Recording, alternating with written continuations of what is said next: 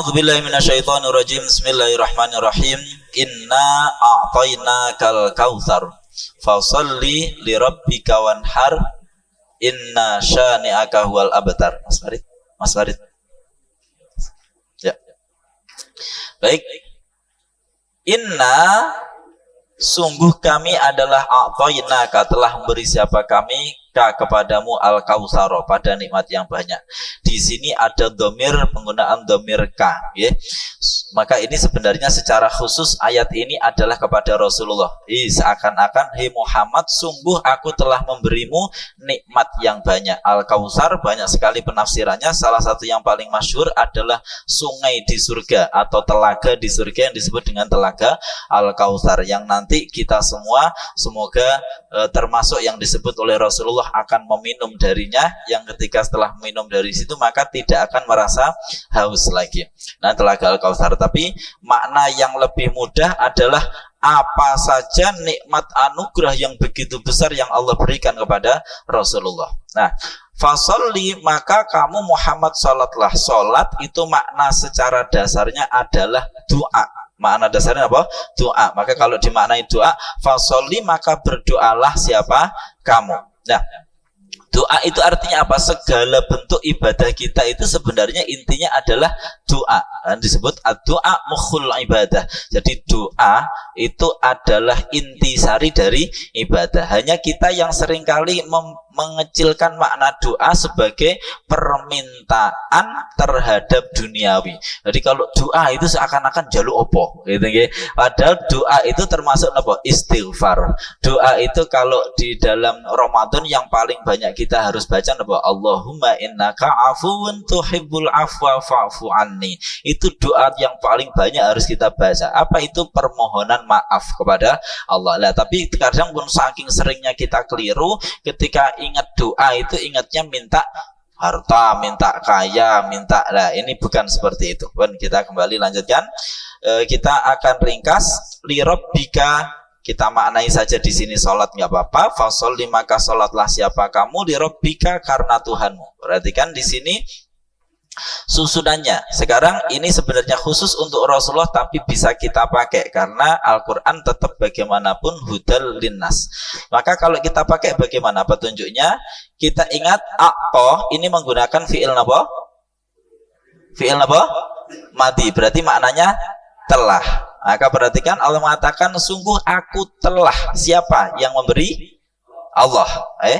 Berarti ketika kita mendapatkan begitu banyak limpahan nikmat, yang pertama yang harus kita lihat, kalau melihat sesuatu, lihatlah betapa banyaknya yang telah Allah berikan kepada kita.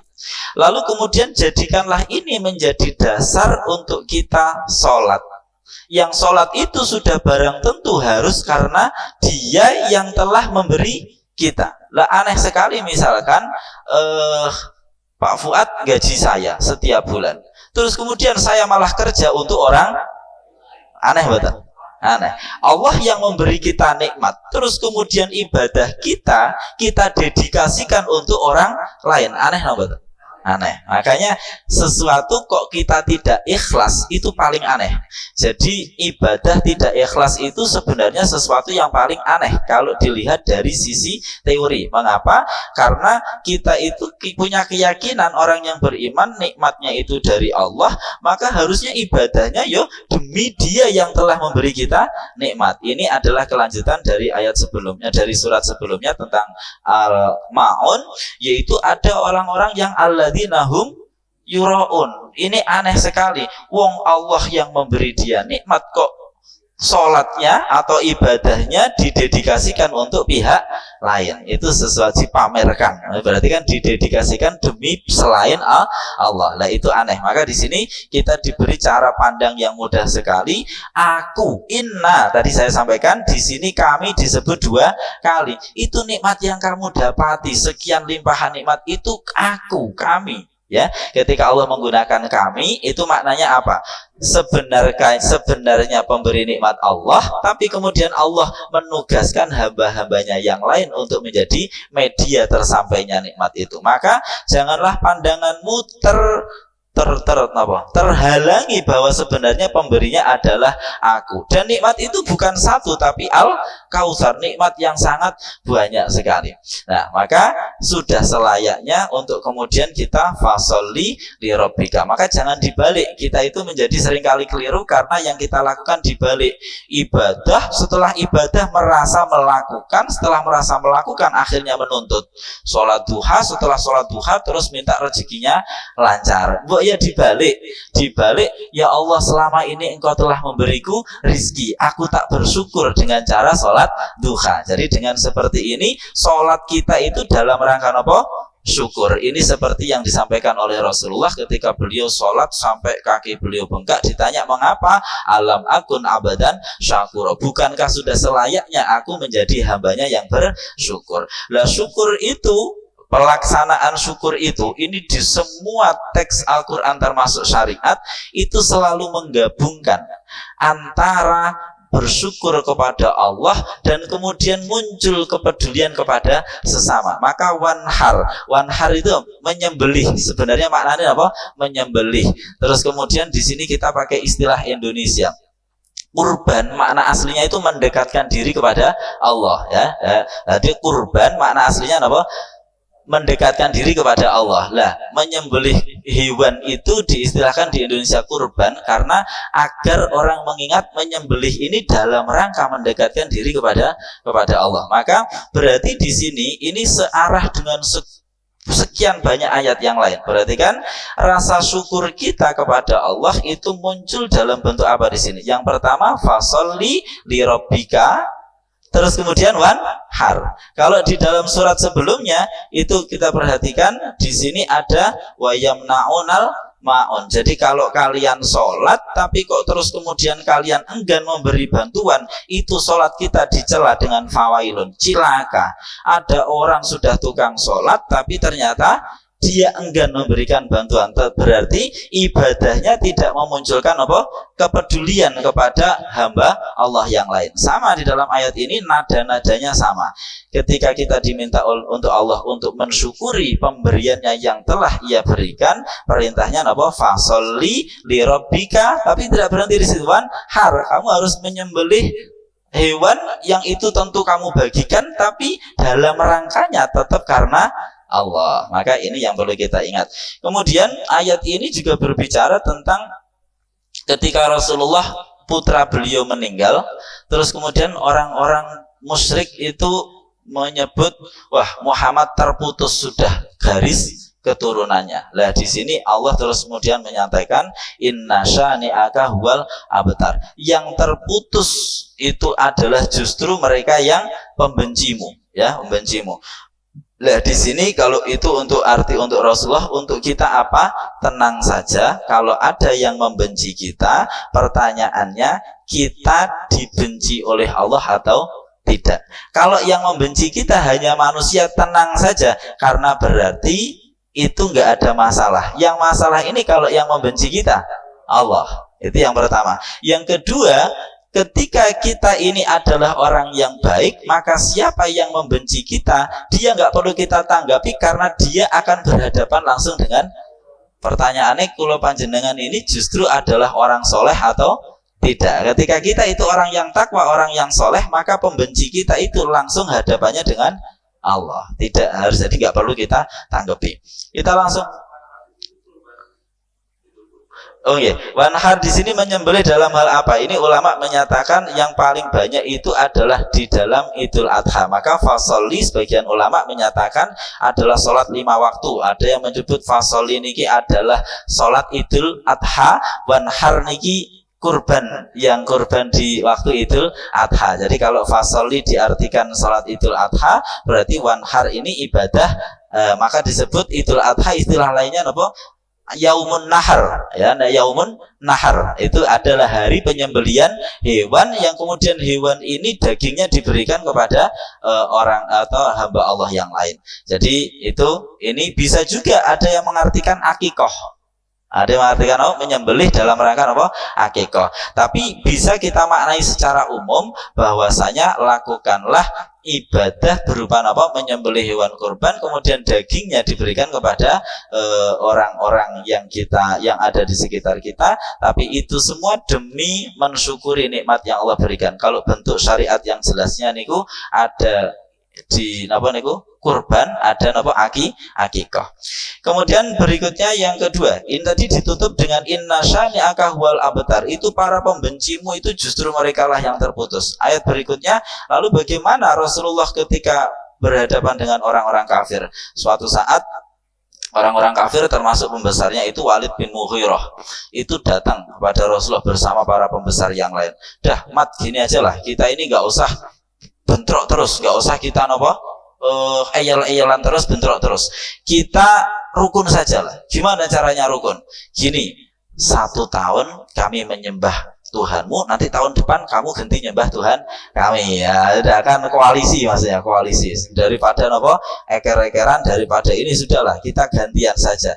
Nanti di tahun ini kami tak mengikuti kamu, nanti tahun depan ganti kamu yang mengakui Tuhan kami. Oh, sudah kan sama. Nanti dan kita sama-sama dapat kebaikan. Kalau ternyata Tuhanmu benar, ya kami dapat kebaikan darinya. Kalau ternyata Tuhanku benar, kamu ya dapat kebaikan darinya. Wah, ini yang sekarang banyak terjadi. Semua agama itu sama. Oh, sama tuh sebenarnya kebetulan sakit. Maka tersebut Rasulullah, kul, katakanlah. Perhatikan, saya sudah pernah sampaikan ayat-ayat yang berbunyi ada di depannya kul ini mengacu pada 2 hal setidaknya. Yang pertama, betapa jujurnya Rasulullah. Misalkan nuwun sewu, saya misalkan dipanggil Pak Fuad, ayo di sini. Terus kemudian Pak Fuad, ini ya, nanti Pak Wahyudi bilang itu sama santri Anur, suruh rajin belajar, misalkan. Terus saya datang ke sini, saya akan mengatakan gimana? Kamu katakan, saya ngomong begitu lagi apa mboten? Kan enggak kan? Langsungnya harus saya katakan apa langsung? Kalian ya rajin belajar, langsung begitu kan? Ya, cukup Pak Fuad tadi katakan kepada santri Anur, rajinlah kalian belajar. Ketika saya datang ke sini, harusnya cukup langsung saya katakan apa? Kalian rajin belajar ya, itu kan? Tapi ternyata ayat Al-Quran tidak begitu. Tetap diulangi oleh Rasulullah apa? Qul. Nah, ini menunjukkan bahwa tidak ada satu kalimat pun yang dikurangi Rasulullah di dalam menyampaikan wahyu dari Allah. Bahkan sesuatu yang secara logika bahasa harusnya tidak diucapkan, tapi oleh Rasul tetap disampaikan apa adanya. Ini yang pertama. Yang kedua, kalimat-kalimat atau ayat-ayat yang ada kulnya itu berarti ada secara tersirat itu perintah untuk memviralkan. Misalkan nuwun sewu, di dalam konteks ini ada ayat lain yang bunyinya seperti ini, kurang lebih muatannya sebenarnya sama tapi berbeda, yaitu innad dina indallahil Islam. Ayat itu tidak ada kulnya sama sekali. Artinya apa? Sungguh agama di sisi Allah itu hanya Islam. Kalau ini kita viralkan, maka orang lain akan merasa disalahkan. Gimana? Kita nanti seakan-akan apa? Menyerang. Tapi kalau dengan yang ini, ayat ini tidak, ini viralkan. Apa itu? Katakan, kami tidak akan pernah menjadi penyembah apa yang kamu sembah. Kalian pun yang nggak perlu nyembah apa yang kami sembah, dan kami sekali-kali tidak akan pernah menyembah yang kalian. Kalian juga nggak akan menjadi, udah diulang-ulang. Terus kemudian menyatakan lakum dinukum. Ini viralkan bahwasanya batasan kami jelas. Jangan sampai kamu suruh ikut-ikut kamu. Kalau kamu nggak ikut itu urusan kamu, tapi kami tidak akan ikut-ikutan. Nah, ini garis yang kita tetapkan jelas. Lah, tapi ada syariat-syariat yang misalkan inna dina indallahil Islam, ini tidak didasari dengan kul. Artinya apa? Itu sesuatu yang harus kita yakini, tapi ketika kita berhadapan dengan orang kafir nggak perlu mengucap itu. Karena kalau kita misalkan sedang sekarang itu istilahnya diskusi keagamaan, misalkan diskusi lintas agama, terus kita ngomong agama paling benar itu Islam, lah nggak jadi diskusi nanti. Nggak jadi diskusi. Maka di sini kita katakan ya sudah, kalau kamu yakin pada agamamu ya sudah, kamu yakin, kami juga yakin pada agama. Nah, lalu kemudian kita katakan kepada mereka apa? Yaitu yang kita katakan nanti ayat-ayat yang lain yang itu menunjuk kepada bahwa logika apapun selain Islam itu pasti salah. Nah, itu kemudian logika-logika yang lain nanti kita sampaikan. Ini kira-kira terkait dengan surat Al-Kafirun. Ada untuk yang belajar nahwu, khusus yang belajar nahwu, ada sesuatu yang berbeda di sini. Kita perhatikan. Untuk kita umat Islam kita katakan la a'budu ma ta'budun, dan kita ulang wala ana mana? Kita ulangi tapi dengan redaksi yang berbeda. Napa niku? Wala ana abidu ma abatum. Tapi untuk orang kafir kita katakan hal yang sama. Wala antum abidu nama a'bud. Dua hal. Perhatikan. Di sini menjadi a'budu, di sini abidun. Di sini ta'budun, di sini abatum. Di sini abudun ini fi'il napa? Fi'il napa? Abudu napa? Mudhari'. Berarti saya sekarang sampai kapanpun tidak akan menyembah ma ta'budun, apa yang biasanya kalian sembah. Terus di bawah ada, dan saya tidak akan pernah menjadi penyembah apa yang dulu kamu sembah. Untuk orang-orang kafir diredaksikan dua hal. Ada ta'buduna menggunakan fi'il mudhari', ada pakai fi'il madhi abattum. Artinya apa? Sejak awal kita sudah paham dan kita ingin mereka paham. Kamu itu aneh. Wong yang disembah kok berubah? Orang-orang kafir itu yang disembah berubah-berubah, betul? Berubah-berubah. Dulu yang disembah ininya, kemudian berubah jadi ininya. Itu sampai animisme, dinamisme itu yang disembah berubah-berubah, betul? Berubah-ubah. Nanti ada dewa ini, nanti kapan hari nyembah dewa yang ini, nanti kapan hari mengkultuskan dewa yang ini. Dan sebenarnya Tuhanmu itu yang mana? Yang berkuasa atas dirimu itu yang mana? Nah, ini yang maka di sini pakai dua, karena mereka nanti sekarang menyembah siapa, dulu menyembah, itu pasti berubah-ubah. Kalau orang kafir itu mesti berubah-ubah, orang musyrik pasti berubah-ubah. Terus kemudian kita katakan dengan tegas, saya tidak akan sekarang sampai nanti dan tidak akan pernah menjadi penyembah apa yang dulu maupun yang sekarang kalian sembah. Tapi untuk orang-orang kafir dikatakan, ini yang kafirnya kafir tenanan ya. Kafir tenanan itu ya koyok Walid bin Mughirah, bukan yang kafir umum. Ini sama seperti kalau di surat Al-Baqarah itu ada ayat bunyinya seperti ini. Sawaun innalladzina kafaru sawaun alaihim a'angdzartahum am lam tunzirhum. Orang-orang kafir itu sama saja, mau kamu beri peringatan mau tidak, mereka tidak akan iman. Apa itu orang kafir secara umum? Mboten, karena ternyata banyak orang kafir yang terus Islam. Niki orang-orang kafir yang kafirnya sudah mendarah daging, maka diistilahkan di depan bukan ya ayyuhalladzina kafaru, tapi ya ayyuhal kafirun, pakai kalimat isim. Berarti artinya apa? Orang yang kekafirannya sudah mendarah daging, bukan ya ayyuhalladzina kafaru, tapi ya ayyuhal kafirun. Terus kemudian di sini untuk orang-orang kafir wala antum abidu nama abud, kita ucapkan dua kali bahwa kalian orang-orang yang kekafirannya sudah mendarah daging, kalian meskipun nanti kalian misalkan pura-pura menyembah kami sembah, kalian tidak akan pernah menjadi penyembah apa yang kami sembah. Dah kurang lebih itu surat Al-Kafirun. Nah, ayat ini mengindikasikan secara tersirat bahwa kita tidak perlu mempedulikan atau bahkan menghitung kekufuran orang-orang kafir. Kita penting bagi kita untuk meremehkan apa yang mereka lakukan. Kamu itu gak kami hitung. Kamu itu gak kami hitung, ibaratnya begitu. Lah, pertanyaannya kemudian muncul. Lalu ketika kita tidak lagi menghitung, memperhitungkan, kita tidak lagi memperhitungkan orang-orang kafir, lalu apakah kita akan menang? Nah, ini muncul surat An-Nasr, idza jaa nasrullahi wal fath, ketika ya nanti telah datang pertolongan Allah dan juga kemenangan. Ini adalah terkait dengan Fathu Makkah. Rasulullah waktu di sekitar tahun berapa, 8 Hijriah, itu orang-orang kafir, orang-orang ini melakukan pelanggaran atas perjanjian Hudaybiyah. Rasulullah kemudian setelah itu menghimpun sekitar 10.000 pasukan untuk membuka. Nah, ini dari dalam bahasa Arab yang kita lakukan, yang dilakukan umat Islam itu bukan invasi tapi al-fathu. Apa al-fathu itu? Lawan dari menutup, berarti membuka. Mengapa? Karena yang sering kali terjadi adalah Orang-orang itu menutup diri untuk tidak mengikuti ajaran Islam. Untuk Islam didakwahkan itu nggak boleh. Kemarin sudah saya sampaikan, Islam ini agama yang menurut orang-orang yang berpikir jernih itu bukan suatu ancaman, sehingga kemudian tidak ada masalah untuk dibiarkan ya, secara ajaran. Oleh karena itu di Korea Utara konon saya membaca berita itu satu-satunya agama yang dibiarkan itu adalah Islam. Jadi masjid itu di sana ada, di Korea Utara itu boleh ada masjid. Kita tahu di Rusia itu juga agama yang paling berkembang di sana Islam. Mengapa? Karena hampir semua orang itu kalau berpikir jernih tidak perlu merasa terintimidasi, terlalu merasa terancam terhadap Islam, karena Islam tidak akan pernah memaksa.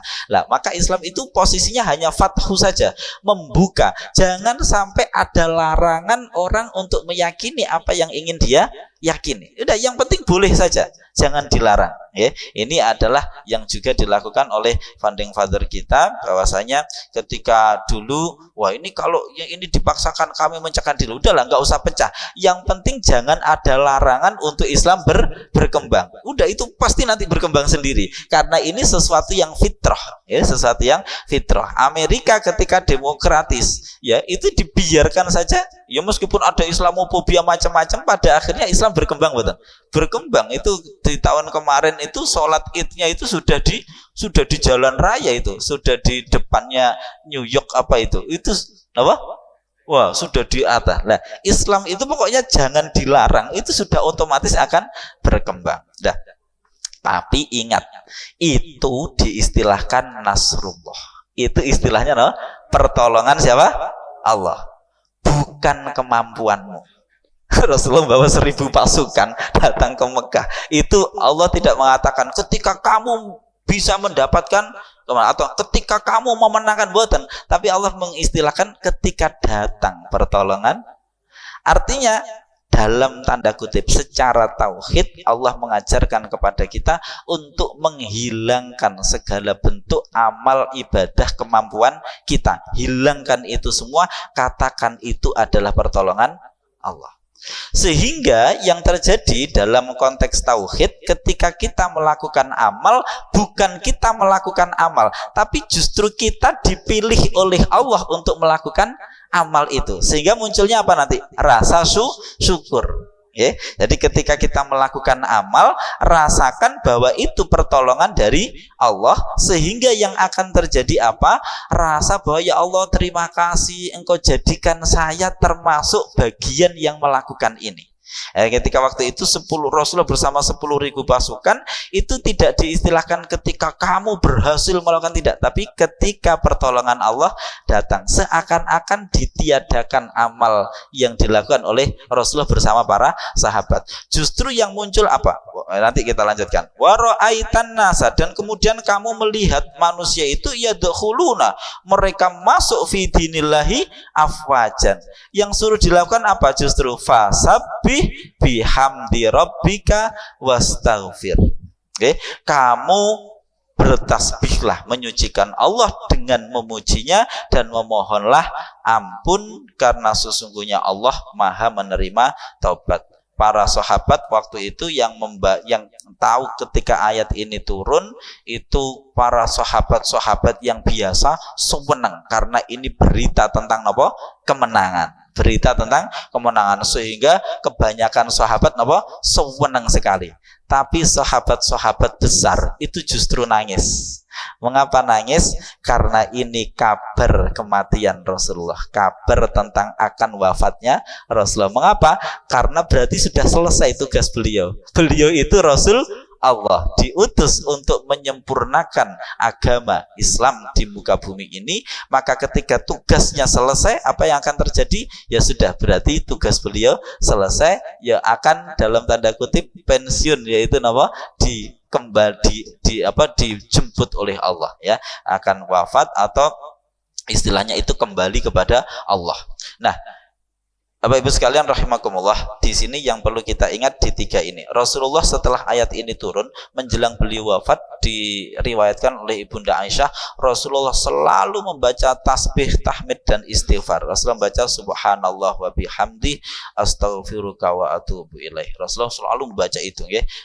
Di beberapa redaksi intinya Rasulullah bertasbih, bertahmid, kemudian memohon ampun, ya, mohon ampun terus banyak dibaca menjelang beliau wafat. Nah, ini yang perlu kita ingat apa? Terkait dengan tasbih, tahmid dan istighfar adalah bahwa kita ini sebagai manusia seringkali angan-angan, pikiran, praduga kita itu seringkali salah. Coba secara umum, misalkan kita jenengan mau ke pasar, pagi-pagi sudah bangun mau ke pasar, tiba-tiba hujan deras. Biasanya terus refleks itu seperti, waduh hujan deras. Yang sudah agak soleh aja lah, takmir masjid. Takmir masjid sudah agak soleh lah, ya, takmir masjid. Takmir masjid mau bikin pengajian. Wah, pengajian. Ternyata hujan. Waduh, kacau ini. Refleksnya manusia itu, waduh, kacau ini. Itu sudah refleks manusia itu, ya, secara umum itu refleks manusia. Lah, padahal Allah itu tidak mungkin menetapkan sesuatu salah. Sedikit saja salah, maka alam semesta ini akan bergeser sedemikian rupa dan akan hancur. Maka tidak ada satupun kesalahan.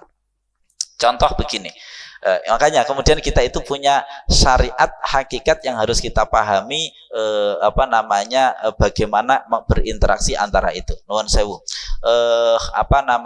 Salah satu pupuk terbaik niku napa?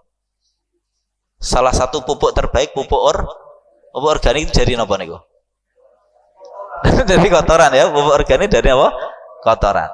Berarti kotoran itu baik napa buruk? Masuk kotoran kok baik? Tapi kok dikatakan buruk kok ya ada? Tapi karena ada manfaatnya apa terus kita, berarti besok saya tak bikin rumah biar subur dari kotoran. Masa begitu? Enggak kan? Nah, ini perlu kita pahami. Di satu sisi ada syariat, ada baik, ada buruk, ada benar, ada salah. Tapi di sisi yang lain ada hakikat yang berjalan, yang hakikatnya segala sesuatu itu enggak ada yang salah. Ya, saya kemarin mencontohkan misalkan pulau panjenengan itu kalau Allah mengabulkan doa kita, itu kacau semua itu. Ya Allah, berikanlah kami kesehatan, amin. Itu kalau dikabulkan kacau betul. Lo kacau kan? Lo rumah sakit tutup. Rumah sakit tutup. Dokter terus ngapain itu? Apotek tutup. Terus pabrik obat. Ada lagi orang, ya Allah berikanlah kami rizkimu, Allahumma rizqna rizqan wasi'an halalan thayyiban mubarakah. Wah, telah lengkap dungane. Sedaya napa? Amin. Itu kalau dikabulkan, ini sing dadi kuli sinten? Terus tukang parkir sinten? Yang buang sampah sinten? Lho, kalau orang kaya mau mboten buang sampah. Terus tukang sampah sinten? Kacau mboten? Ada sesuatu itu yang secara syariat itu ya ada baik dan buruk. Tapi hakikatnya ada mboten buruk itu? Enggak ada.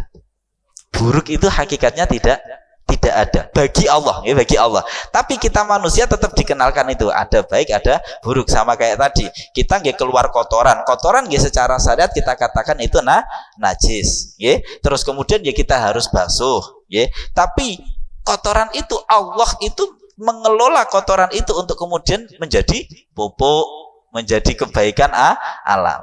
Nah, seperti itu alam. Maka kita katakan fasabbih biham. Kamu biasakan untuk menyucikan Tuhanmu, bahwasanya Tuhanmu tidak mungkin punya kesalahan, punya kemungkinan apa? Salah. Fasabbih caranya apa? Bihamdi rabbika. Ini besok kita bahas insya Allah di surat Al-Fatihah, ya. Saya ingin ngaji surat Al-Fatihah besok insya Allah penutupan. Al-Fatihah itu disebut Sab'ul Mathani, 7 ayat yang kita ulang-ulang terus. Tapi paham, ya, Fatihah pembuka, ya, sekaligus dipakai untuk jadi biar buatan tertutup, penutupannya dengan apa? Pembukaan. Pembukaan. Jadi nanti penutupannya dengan pembukaan. Nah, Itu nanti kita besok akan membahas terkait dengan niki secara khusus bihamdi rabbika. Kita akan memuji Allah, memahami terkait pujian kepada Allah. Terakhir wastaghfirhu, dan memohonlah ampun kamu kepadanya. Karena sesuatu yang paling kita butuhkan itu adalah ampunan Allah. Nanti di hari kiamat itu ketika semuanya terjadi, jangan bayangkan ketika ada musibah terjadi, misalkan dulu tsunami, gempa bumi, itu harapan terbesar orang-orang apa? Wis lah, enggak apa-apalah, yang penting saya enggak perlu, udahlah enggak apa-apa ini hilang, yang penting saya sekeluarga, pasti itu yang didahulukan. Maka yang paling penting, apa yang kita paling butuhkan itu bukan masuk surga dulu, napa Nabi? Yang penting diampuni dulu. Yang penting dosa-dosa niku napa? Diampuni dulu. Karena begitu diampuni, ya sudah. Ketika diampuni ya selanjutnya pasti diridhoi, terus kemudian dapat surga. Ya. Maka fokus kita itu oleh Rasulullah mengajarkan kepada kita di dalam beribadah itu ada dua sisi. Ya. Kalau seperti orang mau kaya, orang pengen sejahtera. Kita kalau pengen sejahtera itu ada pemasukan, ada pengeluaran kan, ya. Itu berapapun pemasukannya, kalau kemudian pengeluarannya lebih banyak, kacau betul. Orang penghasilan 1 miliar, tapi kemudian dia judul habis 3 miliar, ya kan bisa sejahtera kan betul, ya. Maka terlepas dari apa amal kita, yang paling penting sebelum itu adalah dosa kita diampuni. Maka disebut ada orang yang nanti namanya muflis, orang yang bangkrut. Dia datang membawa amal sholatnya ini, tapi kemudian habis semua karena dosanya lebih banyak. Dia menzolimi si A, menzolimi si B, menzolimi si C, semuanya datang membawa kezoliman itu, kemudian memohon keadilan pada Allah. Akhirnya amalnya habis dipakai untuk melunasi itu, tidak cukup, akhirnya keburukan orang lain diberikan kepadanya. Maka perbanyaklah membaca istighfar, memohon ampun kepada Allah Subhanahu wa ta'ala, karena sungguh Allah itu kana tawwaban. Terakhir saya sampaikan begini, jangan biasakan kita bergantung kepada amal. Salah satu munajat yang bisa kita gunakan adalah seperti ini, misalkan, ya Allah, mungkin saya tidak layak untuk mendapatkan ampunanmu, tapi Engkau adalah Zat yang Maha Pengampun, maka ampunilah aku. Ya Allah, mungkin saya tidak layak untuk mendapatkan rahmat-Mu, tapi Engkau adalah Maha merahmati, maka rahmatilah aku. Ya, itu salah satu munajatnya. Jadi kita jangan berpegang pada amal, termasuk ketika amal kita, sholat kita nggak begitu khusyuk. Katakan saja, ya Allah, betapapun sholat saya belum khusyuk, tapi saya telah nurut patuh kepadamu ya Allah, maka tolong terimalah yang tidak sempurna ini. Ya, itu sudah kita sampaikan kemarin. Taqabbal minna innaka antas samiul alim wa tub alaina innaka antat tawwabur rahim waghfir lana innaka antal ghafurur rahim. Jadi kita memohon kepada Allah jangan karena merasa pantas, tapi karena Engkaulah pemilik sifat itu. Berikan kami rezeki, warzuqna innaka antar razzaq. Ya Allah, berikanlah kami rizki, bukan karena kami layak untuk mendapatkan rizki, tapi hanya Engkaulah yang bisa memberi saya rizki, dan seterusnya. Katakan seperti itu di dalam munajat kita, termasuk permohonan ampun. Allah membuat wastaghfirlu, kamu mohonan ampun, karena sungguh Allah itu Maha penerima taubat. Semoga kita semua diampuni oleh Allah. Ini kita yang tertinggal surat Al-Lahab, betul nopo-nopo Abu Lahab ini belum selesai kita bahas, dan besok kita langsung hubungkan akhir surat-surat ini kepada surat Al-Fatihah. Semoga Allah mengampuni dosa-dosa kita semua, dan semoga seperti kemarin sudah kita umumkan dapat kita lanjutkan kajian Al-Fuadi di Syawal. Oke, Pak Fuad niki matur, nanti untuk Syawal kalau bisa ada waktu jamaah Al-Fuadi untuk bisa bersilaturahim. Nanti apakah di rumah ataukah di mana, nanti mohon waktunya. Niki alhamdulillah ada beliau sudah mengiyakan di pendopo kata Pak Edi. Oke, monggo nanti jamaah Al-Fuadi minta waktu untuk bisa bersilaturahim di bulan Syawal, tapi tunggu saya datang nggih. Nanti kita agendakan. Baik, terima kasih. Semoga seperti kemarin kita buka pendaftaran untuk yang TOT, ya TOT. Kita buka pendaftaran untuk yang ingin menjadi pengajar Al-Fuadi yang kemarin sudah paham. Kemudian kita buka juga Al-Fuadi kursus untuk mulai dari nol. Insya Allah selama 2 minggu. Terima kasih. Kita tutup dengan bacaan hamdalah. Alhamdulillahirabbil alamin. Subhanakallahumma bihamdika asyhadu an la ilaha illa anta astaghfiruka wa atubu ilaik. Mohon maaf jika ada kurang lebihnya. Ihdinas siratal mustaqim wal afu minkum. Astaghfirullah li wa lakum. Assalamualaikum warahmatullahi wabarakatuh.